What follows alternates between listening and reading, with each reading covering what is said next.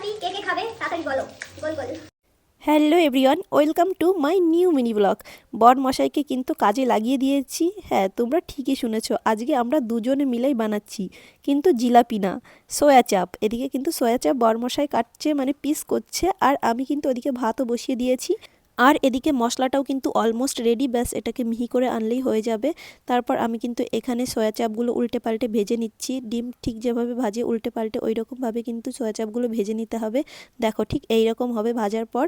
তারপর এখানে আমি কিন্তু একটু টক দই আর তার সাথে স্বাদ মতন লবণ হলুদ দিয়ে বেশ সুন্দর করে মাখিয়ে একটু সময়ের জন্য ম্যারিনেশনে রেখে দিতে হবে। আমি এখানে চামচ দিয়ে মাখাতে পারছিলাম না, তাই বরমশাইকে বললাম একটু ভালো করে হাত দিয়ে মাখিয়ে রেখে দাও তো। আর আমি এখানে মশলাটা কষিয়ে নিই। দেখো মশলা তো কষানো হয়ে গেছে, তারপর কিন্তু এখানে সয়া চাপটাও দিয়ে দিলাম। মানে ঠিক মাংস ঠিক যেভাবে রান্না করে ওই রকমভাবেই কিন্তু রান্নাটা করতে হয়।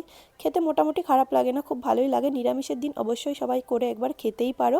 আমি এখানে গ্রেভির জন্য গরম জল ইউজ করেছি। একটু সময় গরম জল দিয়ে 5 মিনিট মতন হতে দিয়ে তারপর গেছিলাম বেলকানিতে। বেলকানি থেকে এসে দেখলাম অলমোস্ট আমাদের সয়া চাপ রেডি হয়ে গেছে। এখন ব্যাস গরম মশলার গুঁড়ো দিয়ে নামিয়ে নিয়ে এখন একটু দিয়ে দিচ্ছি ধনিয়া পাতা। এবার তোমরা বলো, তোমরা কারা কারা সয়া চাপ বানিয়ে খেয়েছো? আর আমার এই ছোট্ট ভিডিও ক্লিপটা তোমাদের দেখে কেমন লাগলো অবশ্যই কিন্তু কমেন্ট বক্সে জানিও।